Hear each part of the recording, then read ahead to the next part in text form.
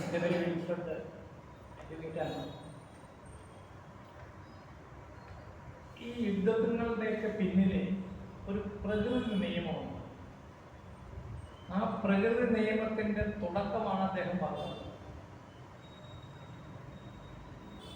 പ്രകൃതിയിൽ survival of the fittest, അതിനു വേണ്ടി മൈറ്റ് ഈസ് റൈറ്റ് എന്നൊരു പ്രിൻസിപ്പിൾ.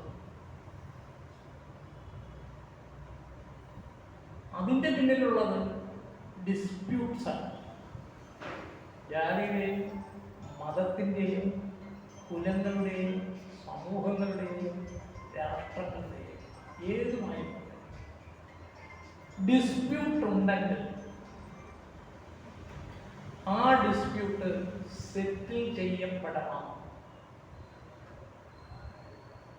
ആ ഡിസ്പ്യൂട്ട് സെറ്റിൽ ചെയ്യപ്പെടുന്നതിന് വേണ്ടി ഉപാധികൾ ഏതെങ്കിലും ഉണ്ടെങ്കിൽ എടുത്തുപയോഗിച്ചുകൂടെ?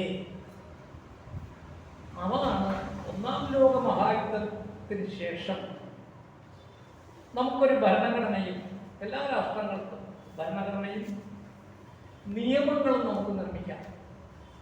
അതാണ് ലീഗ് ഓഫ് നേഷൻസ്. രാഷ്ട്രങ്ങൾ തമ്മിലുള്ള ഡിസ്പ്യൂട്ട്സ് പറഞ്ഞു തീർക്കുക. വ്യക്തികൾ തമ്മിലുള്ള ഡിസ്പ്യൂട്ട്സ് വന്നു കഴിഞ്ഞാൽ ഒരാളിൻ്റെ കൊലയുടെ അവസാനിപ്പിക്കുക. അതാണ് history of the science of the history, അഥവാ ഹിസ്റ്ററിയോളജി. അത് പറയുന്നത് ഇങ്ങനെയാണ്: the ultimate settlement of dispute is either demolition or the war.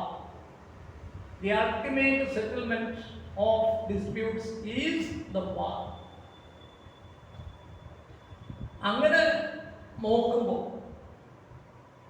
നമുക്ക് ഒരിക്കലും യുദ്ധങ്ങളെയൊക്കെ തള്ളി പറയാൻ പറ്റില്ല. പ്രാകൃത മനുഷ്യന്റെ കാലം മുതലേ യുദ്ധങ്ങൾ ഉണ്ടായിരുന്നു. സമൂഹങ്ങൾ തമ്മിൽ സ്പർദ്ധകൾ ഉണ്ടെങ്കിൽ സമൂഹങ്ങൾ തമ്മിൽ വെട്ടിക്കിട്ടി. അത് വരാതിരിക്കരുത്, ഇനി നാഷണൽ ലെവലിൽ വരാതിരിക്കരുതെന്ന് പറഞ്ഞാണ് ലീഗ് ഓഫ് നേഷൻസ് വന്നത്. ലീഗ് ഓഫ് നേഷൻസിന് അത് കഴിയുന്നത് വന്നപ്പോഴാണ് ഐക്യരാഷ്ട്രസഭ. ഇപ്പൊ ഐക്യരാഷ്ട്രസഭയ്ക്കും പറ്റുന്നില്ല. പുതിയ സംവിധാനം നമ്മൾ എന്താണെന്ന് നോക്കേണ്ടിയിരിക്കും. അവിടെയാണ് ഭരണഘടനയിൽ ലോയും വരുന്നത്. പൊട്ടിസല്ല നിയമം എന്താണ്? നിയമം എന്ന് പറയുന്നത് വളരെ സിമ്പിളായിട്ട് നമുക്ക് ലഘൂകരിച്ച് കാര്യങ്ങൾ ഗ്രഹിക്കാൻ വേണ്ടി പറയാൻ പറ്റും. ഒരു മാനവീയ പ്രശ്നം പരിഹരിക്കാനുള്ള ഒരു ഇൻസ്ട്രുമെന്റ് അഥവാ ഉപാധിയാണ് നിയമം. Law is an instrument to resolve human problems. Human മാത്രമേ പ്രോബ്ലംസ് ഉള്ളൂ. ഇതൊക്കെ ജന്തുക്കളും തിരിയലുകളും ഒക്കെ അത് വെട്ടി അവർ തമ്മിലത് തീർത്തോ. അവർക്ക് നിയമം വേണ്ട, ഭരണഘടന വേണ്ട, ഒന്നും വേണ്ട. പക്ഷെ മനുഷ്യനും സമൂഹങ്ങൾക്കും രാഷ്ട്രങ്ങൾക്കും നിയമങ്ങൾ വേണം എന്ന് പറഞ്ഞുകൊണ്ടാണ് ഐക്യരാഷ്ട്രസഭ നിയമങ്ങളെല്ലാം. ആ നിയമത്തിൻ്റെ പരിധിക്കുള്ളിൽ അത് തീർന്നില്ലെങ്കിൽ ഈ നിയമങ്ങൾ, ഭരണഘടനയുടെ പ്രൊവിഷൻസും ഐക്യരാഷ്ട്രസഭയുടെ അതിനുള്ളിൽ വെച്ച് അത് തീർന്നില്ലെങ്കിൽ, റിസോൾവ് ചെയ്യപ്പെട്ടില്ലെങ്കിൽ, പരിഹരിക്കപ്പെട്ടില്ലെങ്കിൽ യുദ്ധം അനിവാര്യമായി.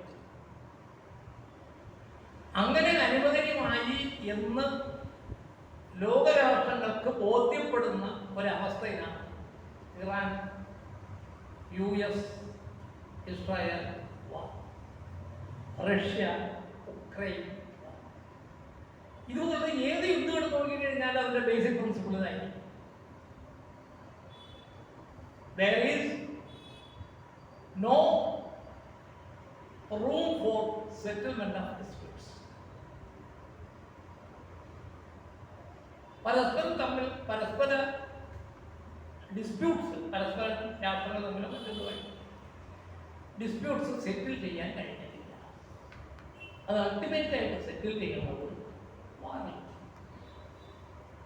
അവിടെ വേറൊരു പ്രശ്നം കൂടിയുണ്ട്. ആയുധങ്ങൾ, അതിനൊക്കെ സൈക്കോപാത്തെന്നൊന്നും പറഞ്ഞാൽ പോലെ, ആയുധങ്ങൾ നിർമ്മിക്കുന്നത് എന്തിനാണ്?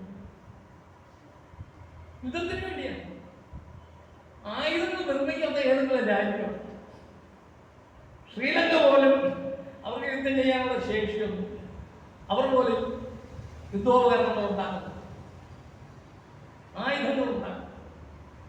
അപ്പോ ഒരു basic need of the society അല്ലെങ്കിൽ basic need of the country ഈ ആയുധമാണ്. ആയുധം നിർമ്മിക്കുമ്പോൾ തന്നെ ബ്രെയിനിനുള്ളിൽ യുദ്ധം ആരംഭിച്ചു കഴിഞ്ഞു. അല്ലെങ്കിൽ പിന്നെ ഈ ആയുധം നിർമ്മിക്കേണ്ട കാര്യമില്ല. ആയുധം നിർമ്മിക്കുന്നത് ഡിസ്പ്യൂട്ട്സ് ഉള്ളത് കൊണ്ടും ആ ഡിസ്പ്യൂട്ട് സെറ്റിൽ ചെയ്യാൻ ഒരു ഭരണഘടനയ്ക്കും നിയമങ്ങൾക്കും ഒരു സംഘടനയ്ക്കും കഴിയാതെ വന്നാൽ ഞങ്ങൾ ഇത് ചെയ്യും. അത് പ്രകൃതിയുടെ നിയമം പ്രാകൃതമാണെങ്കിലും വേറൊരു രൂപത്തിൽ ഇന്ന് നടപ്പിലാക്കിക്കൊണ്ടിരിക്കുന്നു, നടപ്പാക്കുന്നു. അതാണ് അതിന്റെ സത്യം. അതിന്റെ സൈക്കോപാത്തെന്നൊന്നും പറഞ്ഞാൽ പറ്റില്ല. ഒരാൾക്ക് ചിലപ്പം തോന്നിയൊന്നല്ല. അങ്ങനെയാണെങ്കിൽ ആ രാഷ്ട്രങ്ങൾ ആയുധം നിർമ്മിക്കരുത്, ആയുധം വാങ്ങരുത്. അങ്ങനെയുള്ള ഒരു രാജ്യവും അവനവന്റെ ആവശ്യത്തിന് വേണ്ടിയിട്ട് ആയുധം നിർമ്മിക്കാൻ ശേഷിയില്ലെങ്കിൽ വാങ്ങിച്ചു. അത് ഒരു ബേസിക് പ്രകൃതി നിയമം എന്ന് വേണം അതിനെ മനസ്സിലാക്കാൻ. അതുകൊണ്ട് ഈ യുദ്ധങ്ങൾ വേണ്ട, നമുക്ക് ആർക്കെങ്കിലുമൊക്കെ സാധിക്കും, അതിനെയൊക്കെ ഒഴിവാക്കാൻ സാധിക്കും എന്ന് വന്നാൽ ഐക്യരാഷ്ട്രസഭയ്ക്കും ലീഗ് ഓഫ് നേഷൻസിനൊക്കെ സാധിക്കണമായിരുന്നു. ആർക്കും ഇതുവരെ സാധിച്ചിട്ടില്ല യുദ്ധങ്ങൾ ഒഴിവാക്കാൻ. പ്രകൃതി നിയമമാണ് യുദ്ധം. അതപ്പോൾ സയൻസ് പഠിച്ചെങ്കിൽ മാത്രമേ പറ്റുള്ളൂ.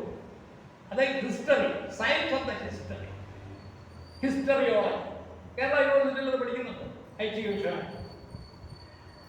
അപ്പോൾ ഈ അവസ്ഥ ഇന്ന് ഡിസ്പ്യൂട്ടിലൂടെ, അതായത് ഭരണഘടനയുടെയും നിയമങ്ങളിലൂടെയും റിസോൾവ് ചെയ്യാൻ കഴിയാത്ത മാനവീയ പ്രശ്നം ഉള്ളതുകൊണ്ട് ഈ യുദ്ധം ഇങ്ങനെ ഈ സമയത്ത് ഉണ്ടായിട്ടുണ്ട്.